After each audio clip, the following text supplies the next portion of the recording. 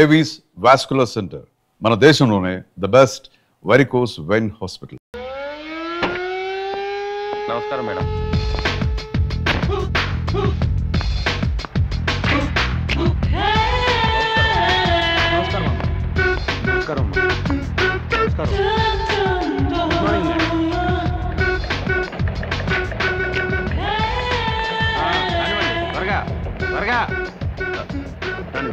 త్వరగా రాని.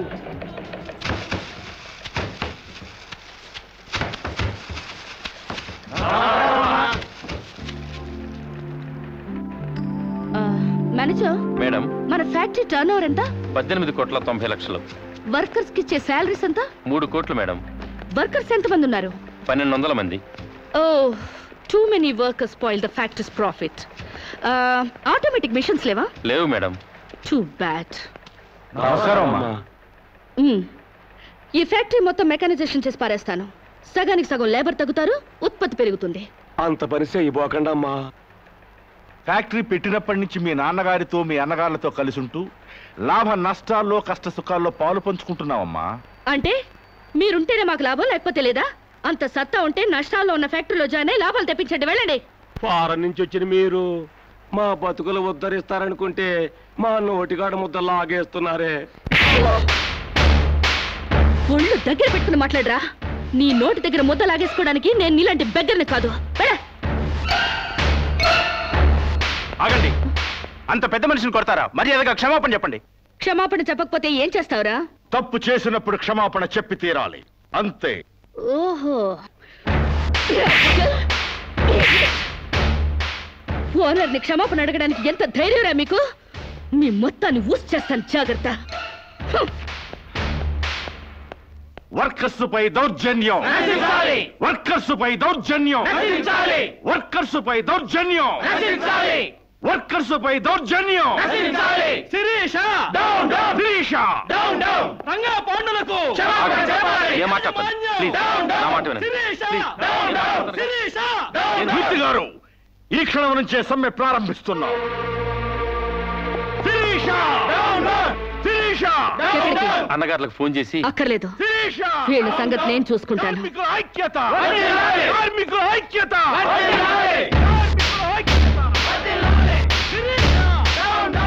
Hello inspector, నేను షుగర్ ఫ్యాక్టరీ రామరాజు లక్ష్మణరాజు సిస్టర్ని. ఇక్కడ వర్కర్స్ నన్ను మర్డర్ చేయబోతున్నారు. Please save me. Sirisha, Sirisha, Sirisha, కార్మికుల ఐక్యత, కార్మికుల ఐక్యత.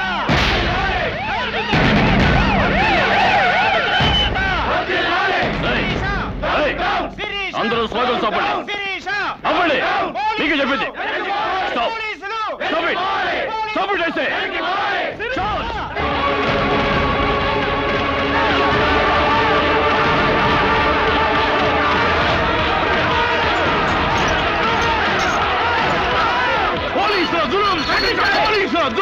కార్మికుల ఐక్యత.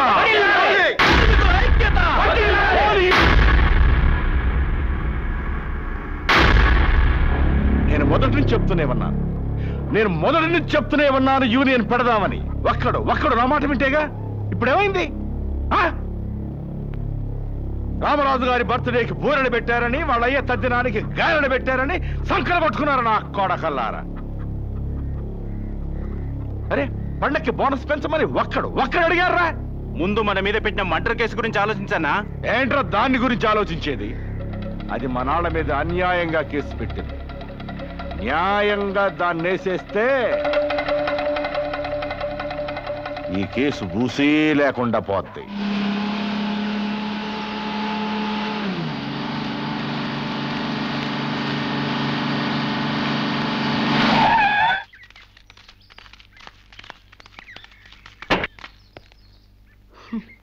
Useless fellows. ఫ్యాక్టరీలోంచి పీకేసిన తర్వాత కూడా ఇలా పని లేకుండా దారులు కొడుతున్నారా? అమ్మగారు అబద్ధం ఆడిందంటే బాగుండదని నువ్వు మాపై పెట్టిన అటెంప్ట్ టు మర్డర్ కేసు నిజం చేయటానికి వచ్చా.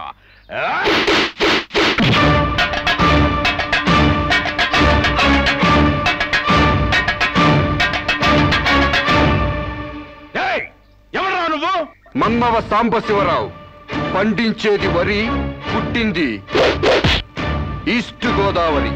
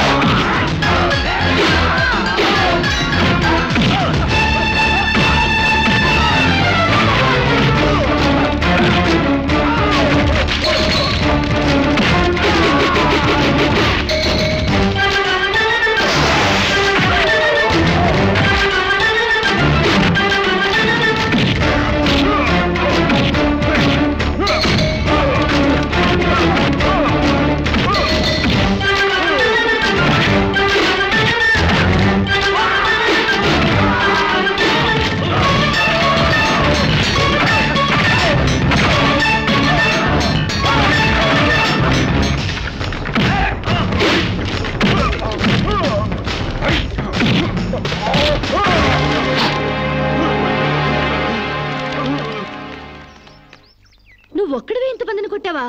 నీ కరాటే కుంఫులు వచ్చా? ఆడదాన్ని కాపాడడానికి కావాల్సింది కరాటీలు కుంఫులు కాదండి, దిల్లు. ఎంతుందేంటి నీకు దిల్లు? అంతా ఇంత కాదండి, ఓ ఈస్ట్ గోదావరి అంత ఉందండి. ఏమ్మా శిరీష, ఏమిటి గొడవ? నీకేం కాలేదుగా? సమయానికి తను రాకపోతే ఏదోటి అయ్యేది. By the way meet mister, నీ పేరేంటన్నావు? సాంబశివరావు అమ్మా. మన పూర్ణచంద్ర గారు అబ్బాయి అమ్మా, మాకేం తెలీదు. అయితే నువ్వు మనోడివే. చాలా థ్యాంక్స్ అయ్యా. థ్యాంక్స్ నేను చెప్పుకుంటాను గానీ మీరు అర్జెంట్ గా పోలీస్ స్టేషన్కి వెళ్ళి ఆ వర్కర్స్ మీద కంప్లైంట్ ఇవ్వండి. అలాగేనమ్మా. అన్నయ్య పద, వాళ్ళ అందు చూద్దాం. ఓ సందుకా, అందుకని మనం వాళ్ళకి ఇంకా దూరం అవ్వాలా? వాళ్లే మన మాట జవదాటకుండా మనకు దగ్గర అవ్వాలంటే ఇలా వాళ్ళని తోక తొక్కిన తాచుల్లా రెచ్చగొట్టకూడదు. తోక ఊపే కుక్కలే మన చుట్టూ తిరగాలి. ఎలా? ఎలా ఏముందండి, లాకౌట్ ఎత్తేయండి, వాళ్ళపై పోలీస్ కేసులు ఎత్తేయండి, 1 నెల బోనస్ ఇచ్చేయండి, అంతే. వాళ్ళ కళ్ళకి మీరు దేవతలా కనిపిస్తారండి. ఫారిన్ లో తిరిగి వచ్చిన మీ కాళ్ళ దగ్గర కుక్కలాగా పడుంటారు. ఓ వండర్ఫుల్ ప్లాన్ చెప్పావు. హాయ్. నువ్వు ఏమో అనుకున్నాను గానీ చాలా తెలివైన వాడివే. అయ్యి బాబాయ్, నాకు సిగ్గేస్తుందండి.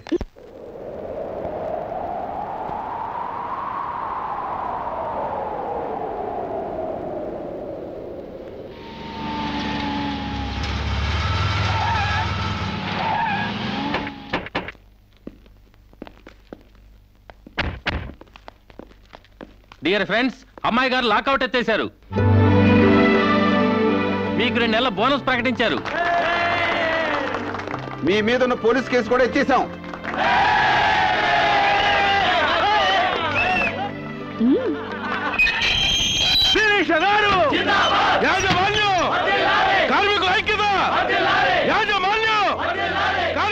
Thank you mister Sambasivarao, you are right. మీరేం చెప్తే అది రైటు, మీ వెనకాల రైటు.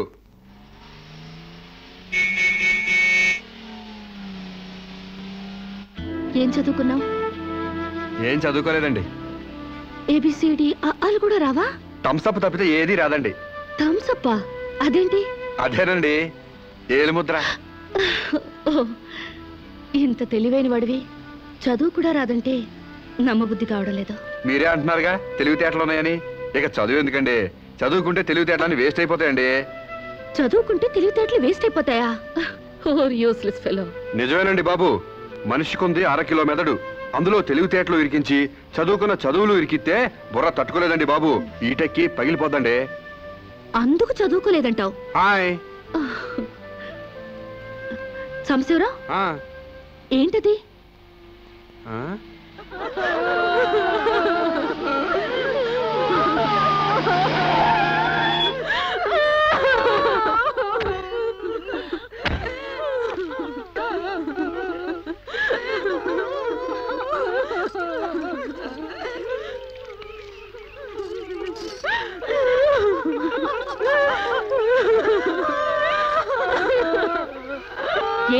టైమే రంగులు పూస్తున్నారు?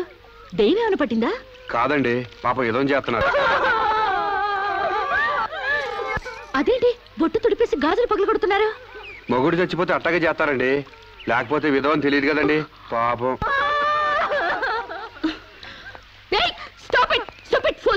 మీకేమైనా బుద్ధుందా? ఆ మొగుడు టైం బాగోక చేస్తే వాడి కోసం అమ్మాయి స్వేచ్ఛను చంపుతారా? బొట్టు పూలు తీసేస్తారా? మేమే చేయమమ్మా. దాని మొగుడు పోతూ పోతూ దాని పసుపు కుంకాలు పట్టకపోతే పసుపు కుంకాలతో పాటు బట్టలు కూడా పట్టుకెళ్ళిపోయాడేమో. ఈ బట్టలు కూడా విప్పేసి తెప్పండి. మొగుడు ఉన్నప్పుడు అన్నం తింది, ఇక నుంచి అన్నం తింటే మానేస్తుందా? భర్త ఉన్నప్పుడు నీళ్లు తాగింది, భర్త లేడని ఇప్పుడు నీళ్లు తాగడం మానేస్తుందా? మానేదిగా. అలాగే బొట్టు పెట్టుకోవడం ఎందుకు మానేయాలి? పువ్వులు పెట్టుకోవడం ఎందుకు మానేయాలి? చెప్పండి చెప్పండి. మరి వాళ్ళకి బుద్ధి లేకపోతే పోయింది, నీకైనా ఉండక్కర్లేదు. స్టూపిడ్ ఇడియట్లా కూర్చుని ముందు పోపుతావా? మొగుడు చచ్చిపోతే ఒక పూట బాధపడు, 2 పూటలు ఏడు. అంతగా అతన్ని మర్చిపోలేకపోతే అతను ఫోటో పెట్టుకుని ఏడుస్తూనే ఉండు. అంతేగాని ఆడదాన్ని పరువు తీకు.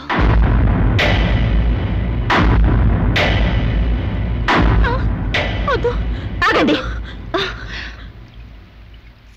మీరు తెలిసి చేస్తున్నారా తెలియక చేస్తున్నారా? పేడమహ్వా, నీకు కూడా ఆచారాలు పిచ్చుందా? నాకదే పిచ్చి నీకు పట్టింది. లేకపోతే తాళి తెగి తను బాధపడుతుంటే మళ్ళీ బొట్టు పెట్టి ఎగతాళి చేస్తావా? షడప్. మొగుడు చచ్చిపోతే ఇలా బోడిగా తయారు చేయాలా? నీలాంటి వాళ్ళు ఉండబట్టే పసుపు కుంకాల రేటు పడిపోయాయి. కరెక్ట్. పెళ్ళయ్యాక నీ మొగుడు చేస్తే నువ్వు ముండ మోయకుండా బొడ్డు కింద బొమ్మల చీర కట్టుకుని తెగ తిరుగుదుగాన్లే. ఇక్కడ మాత్రం అడ్డం రాకు. లేదా తెలియకపోతే నేర్చుకో. పెళ్ళైన వాళ్ళకి, పెళ్లి కాని వాళ్ళకి, పెళ్ళై భర్త లేని వాళ్ళకి తేడా తెలియడానికి ఈ పద్ధతులు. బుద్ధి లేకుండా మాట్లాడుకో. నాకు పెళ్లి కాలేదు, నీకు పెళ్లి కాలేదు, మొగుడు లేరు, అయినా నువ్వు బొట్టు పెట్టుకోవట్లేదా? బొట్టు చూపించగలవు గాని తాళి బొట్టు చూపించగలవా? పెళ్ళైన తర్వాత భర్త బ్రతుకున్నాడంటానికి సాక్ష్యమే కాలిమెట్టెలు. ఆమె భర్త పోయాడని సాటి మనుషులకి తెలియచెప్పాలి కాబట్టి బొట్టు తీసేస్తారు. పెళ్లి కాకముందు లంగా ఓణీలతో, పెళ్ళయ్యాక చీరా జాకెట్లతో, మొగుడు చచ్చి పెళ్లి ముచ్చట తీరాక తెల్ల బట్టలతో ఉంచడం మన పెద్దలు పెట్టిన ఆచారం. మొగుడు పోయాక కూడా తగుదునమ్మా అని టింగు రంగమని తిరిగితే ఎవడికో తిక్కరేగి శీలం దోచేస్తాడు.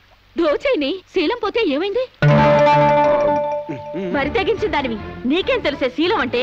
శీలం విలువ తెలిసిన వాళ్ళు అది పోకుండా ఉండటానికి పసుపు కుంకాలు పూలు నగలు తీసేసి తెల్ల బట్టలతో మామూలుగా కనిపించడానికే విధవం చేస్తారు. అంటే అగ్లీగా కనపడాలి. ఇక అమ్మాయికి ఏ మగాడితో టచ్ ఉండకూడదు. ఎవరితో తిరగకుండా అందాన్ని కప్పేసుకుని ఓ మూల కూర్చోవాలి. కానీ పెళ్ళాం పోయిన మగాడు మాత్రం ఎవరితోనో తిరగొచ్చు, ఏమైనా చేయొచ్చు. మొగుడు పోయిన తర్వాత అమ్మాయికి స్పెషల్ డ్రెస్ వేసి మగాడిని ఇండైరెక్ట్ గా అమ్మాయి మీదకి రెచ్చగొట్టడానికి మీరందరూ ఇలా చేస్తున్నారు. I will change this bloody damn thing. ఈ ఆచారాన్ని మారుస్తాను. చాలే ఊరుకోవమ్మా. నీ దారి నువ్వు పోక మధ్యలో నీ గొడవ ఏంటి? నేను సాంప్రదాయకంగా పసుపు కుంకాలు తీసేసి తెల్ల బట్టలతోనే నా భర్తనే తలుచుకుంటా ఇదవరలిగా బతుకుతాను.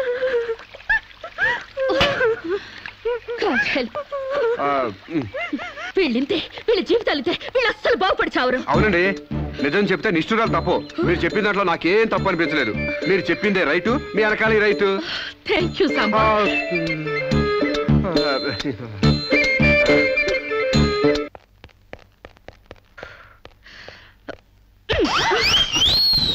ఒకటి ఈస్ట్ గోదావరి, ఇంకోటి వెస్ట్ గోదావరి రేంజ్ లో పెంచారు. కోనసీమ రేంజ్ కి స్లిమ్ గా తయారు చేస్తాను. నాతో రండి. ఎక్కడికి?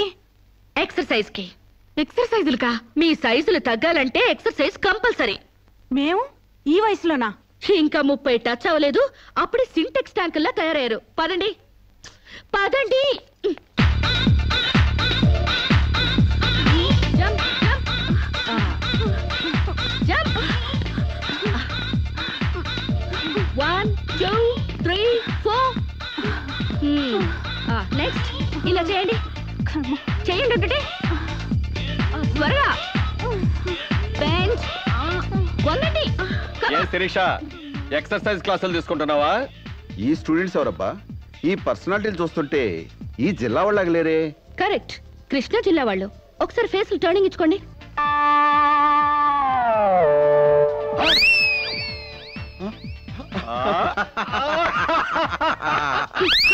స్టార్ట్ చేయండి, స్టార్ట్ చేయండి, త్వరగా త్వరగా స్టార్ట్ చేయండి. Good good, very good. మా చెల్లిలాగా స్లిమ్ అయిపోవాలి. బాయ్. Change change change. ఓహో, ఏంటది స్లో? అమ్మా మీకోసం ఎవరు ఆడవాళ్ళు వచ్చారు. నమస్కారం అండి. నమస్తే. మేము మహిళా మండలి నుంచి వచ్చామండి. నెక్స్ట్ వీక్ మా ప్రోగ్రామ్ ఉంది. అందులో వక్తగా మాట్లాడడానికి మిమ్మల్ని రిక్వెస్ట్ చేయడం.